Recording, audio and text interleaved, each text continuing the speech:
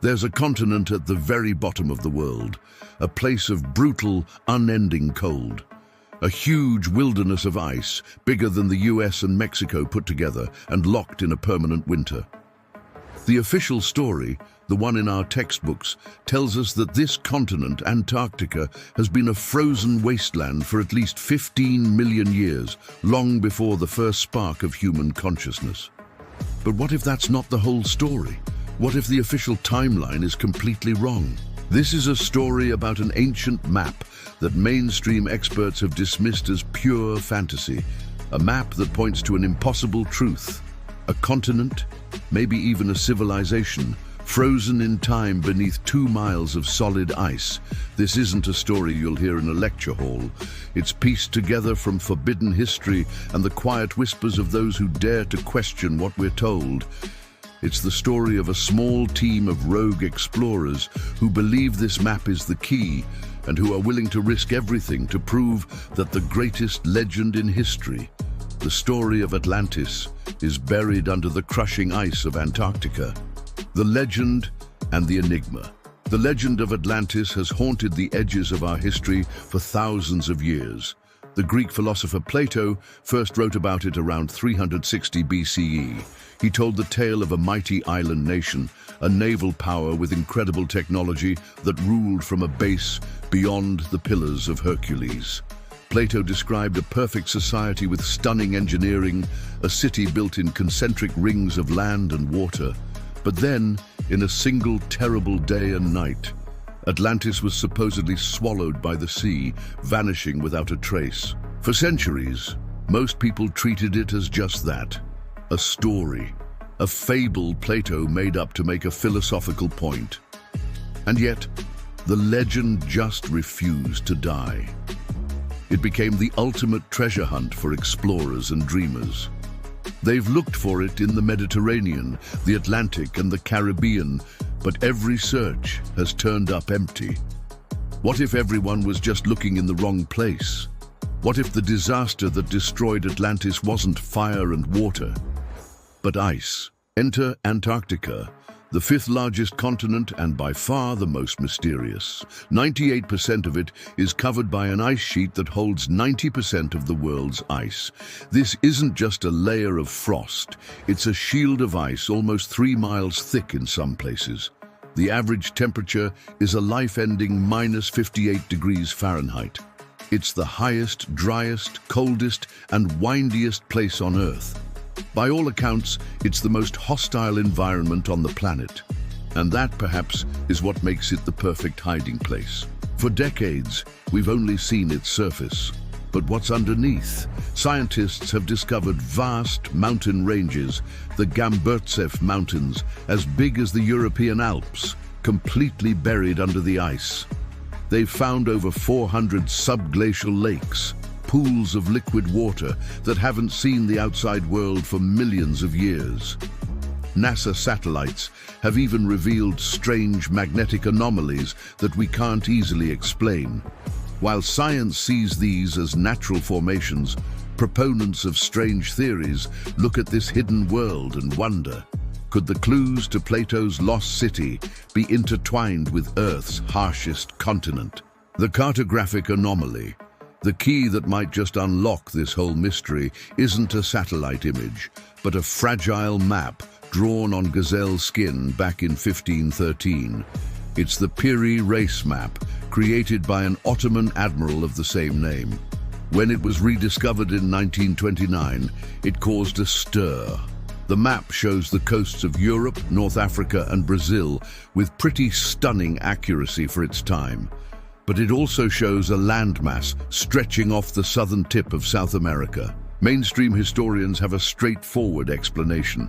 They argue this southern land is just a distorted drawing of the South American coast, bent to fit on the parchment. Or maybe it's a nod to the mythical belief in a great southern continent needed to balance out the north. They insist that any resemblance to anything else is just a coincidence. But one man looked at that map and saw something different. Professor Charles Hapgood, a historian from Keene State College, studied the map for years with his students. They came to a shocking conclusion. The land mass at the bottom of the map wasn't South America. They believed it was the coast of Antarctica. Even more impossible, it seemed to show Antarctica without its ice cap. The map appeared to detail the coastline of Queen Maud Land, an area now buried under thousands of feet of ice. Hapgood argued that mapping a coastline hidden by ice would require technology that we didn't have until the 20th century. So how could this be possible? Piri Reis himself wrote on the map that he used about 20 older source maps, some dating back to the time of Alexander the Great, and others that were even more ancient. Hapgood guessed that one of these source maps came from a much older, lost seafaring civilization that had charted the world long before recorded history, at a time when Antarctica wasn't at the South Pole. Of course, the scientific establishment considers this impossible. The geological consensus is that Antarctica has been covered by ice in its polar position for millions of years. But Hapgood had a radical explanation for that too, a theory called Earth crustal displacement. This theory, which it must be said is rejected by almost all geologists as pseudoscience, suggests the entire outer crust of the Earth can sometimes shift in one piece over the softer layer beneath it. Hapgood proposed that around 12,000 years ago, such a shift violently dragged a more temperate continent southward into the Antarctic Circle. That continent, he believed, was Atlantis, which was then flash-frozen under a new ice cap. It's a wild idea, and it even intrigued Albert Einstein, who wrote the foreword to Hapgood's 1953 book. Now, to be clear, this wasn't a full scientific endorsement from Einstein. It was more a note of intellectual curiosity about a bold idea. Still, for those who believe, the connection to Einstein was powerful. The academic world has largely dismissed Hapgood's theory and his map interpretation. But for some, that dismissal felt too quick. It felt less like a scientific debate and more like a refusal to even consider a possibility that would rewrite every history book on Earth. The rogue mission. With mainstream science having closed the book on the idea, any official research into an Antarctic Atlantis was out of the question.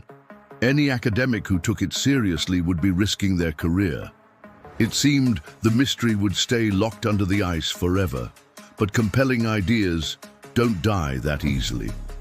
And in the early 2020s, a small, privately funded group of individuals decided they were done waiting for permission to find out the truth. They called themselves the Prometheus Initiative. This wasn't some government agency. They were a team of brilliant misfits, bankrolled by an anonymous tech billionaire who was obsessed with Hapgood's work.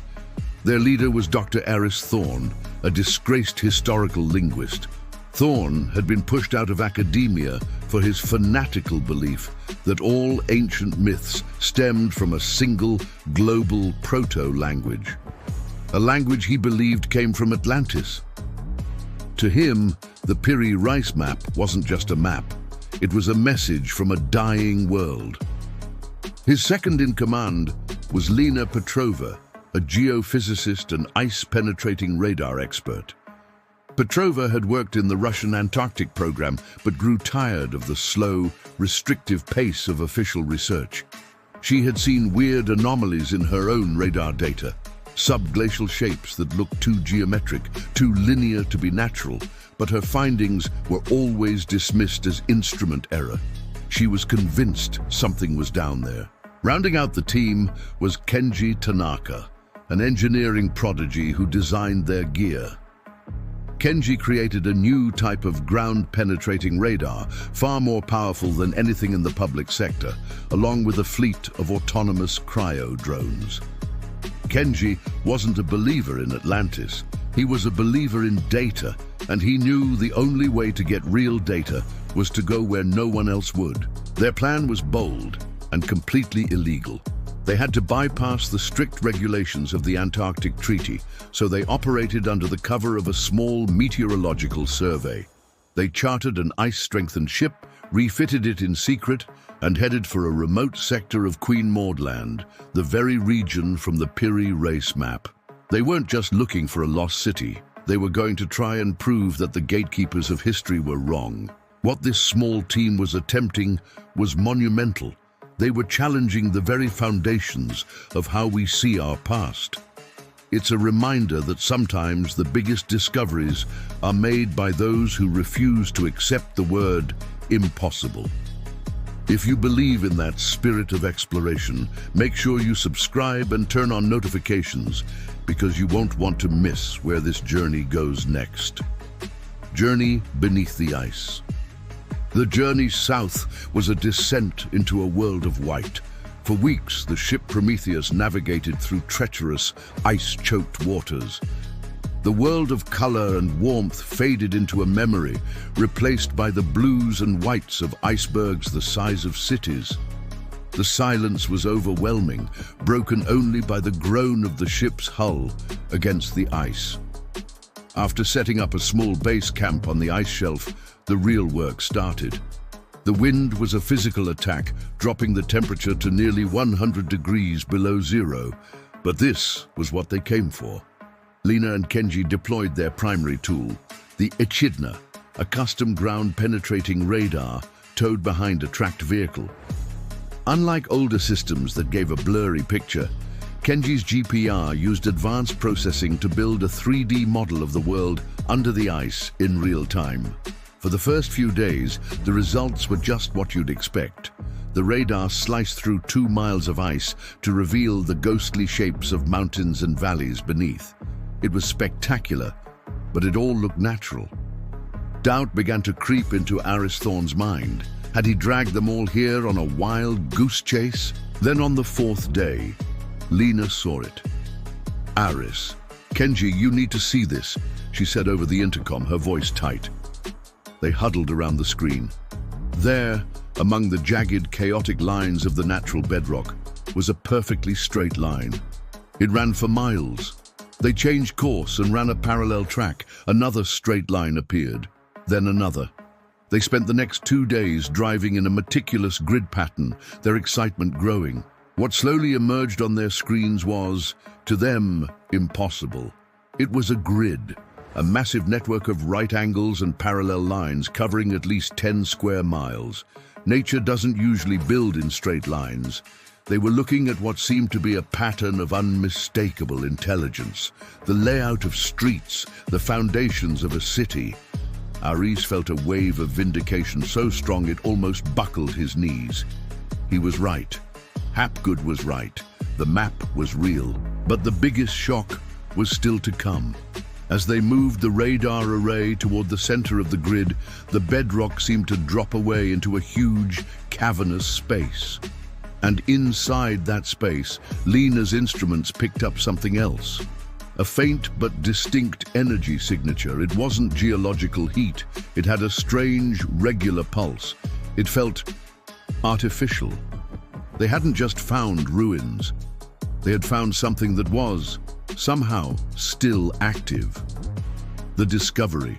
The grid on the screen was one thing, but Aris knew they needed to see it. They needed visual proof that would shatter the official story once and for all. This was Kenji's moment. He had built a probe for this exact scenario, calling it Orpheus. It was a 30-foot-long thermal drill designed to melt its way through the ice sheet, unspooling a fiber optic cable behind it. Inside its core was a high-definition camera. They positioned the drill rig directly over the source of the energy signature. As the probe began its descent, a plume of steam erupted from the ice, instantly freezing into a cloud of glittering crystals. They watched the probe's depth on a screen for hours. 1 mile, a mile and a half. Then at 9,842 feet, the probe broke through. It was hanging in open space. "It's a cavern, a huge one," Lena said, her face pale. "Kenji," Aris whispered, his voice trembling. "Turn on the lights." The main monitor switched to the camera feed. At first, there was only blackness. Then Kenji activated the probe's powerful floodlights. The light cut through an eternity of darkness, and the three of them could only stare. They were looking down a massive boulevard. The ground below was paved with enormous, perfectly fitted hexagonal tiles of a dark stone. Lining the boulevard were buildings of a scale that defied belief. They were vast, crystalline towers that soared up into the blackness of the cavern. The architecture was like nothing on Earth, a mix of sweeping curves and sharp geometric angles, as if the city had been grown instead of built. "Lower it," Aris commanded. Kenji brought the camera down into the silent metropolis.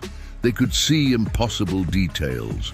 Great archways that could swallow a skyscraper, slender, graceful bridges connecting towers at dizzying heights. Everything was still. A perfect, frozen mausoleum. As the probe neared the energy source, it focused on a central plaza. In the middle stood a single, immense spire that glowed with a soft, internal blue light, pulsing in time with the energy readings. This was the source. A power plant? A beacon left burning for thousands of years? The probe landed softly on the paving stones. The team stared at the screen, their minds reeling. This wasn't some primitive settlement. This was the work of a civilization far beyond our own. Plato had written that Atlantis had a metal called orichalcum that flashed with the light of fire. Looking at the pulsing blue spire, Aris Thorne was certain they had found Atlantis. And it was far more advanced and far more alien than any legend had ever imagined. The cover-up and lingering questions. Their excitement was quickly replaced by urgency. They had to get the data out. The radar scans, the video feeds, all of it. This was the proof that would change the world. Kenji started the upload to their encrypted satellite link. The data started to flow. Then suddenly the connection died. Uplink terminated. He tried again, same result. Something or someone was actively blocking their transmission. At the same moment, Lena's sensors flared. She detected a powerful data burst directed at their position from somewhere else on the continent. Someone knew they were there. Someone was shutting them down. A cold dread washed over Aris. He remembered the whispers and conspiracy theories that have always surrounded Antarctica. He thought of the supposed secret Nazi expedition in 1938 to this very area, which they called Neuschwabenland. While history records this as a brief exploratory trip, darker legends speak of hidden discoveries. He thought of Operation High Jump, the massive American military exercise in 1946. The official story was that it was a training mission. But why send a naval armada of 4,700 men to Antarctica right after World War II? Conspiracy theorists claim the true goal was to find and destroy a secret base, one that was protected by advanced aircraft. Were these just crazy stories, or were they echoes of a truth that powerful groups had known about for decades? The Prometheus Initiative's last message was a single compressed data burst with just a fraction of their findings and a frantic two-line text from Aris Thorne. "We found it. It's not human. They know we are here. They are silencing us." Then, their signal went dead. The Prometheus Initiative vanished. Officially, they were never there. We are left only with the questions. What did Thorne mean by not human? Was this an isolated branch of humanity or something else? What is the purpose of the energy source still pulsing at the heart of that frozen city? And who are they? Who is guarding Antarctica's secrets, and why are they so desperate to keep them hidden? The story of the Prometheus Initiative is a chilling thought experiment. It suggests our world might be far older and more mysterious than we've been led to believe. Mainstream science tells us the case is closed, that Atlantis is a myth and Antarctica is a wasteland. But the Piri race map, Hapgood's radical theory, and the lingering questions about military operations in the Antarctic all point to a different possibility. A possibility of a history so profound it's been deliberately buried, not just by ice, but by people who fear the truth. Perhaps the biggest question isn't what's under the ice, but what we, as a species, have forgotten about our own past. The search for answers never really ends. There are always more mysteries to explore and more official stories to question. If this journey sparked your curiosity, subscribe to the channel for more deep dives into the world's greatest enigmas. Let us know your theories in the comments. What do you think is really going on at the bottom of the world? Join the conversation and let's keep asking questions.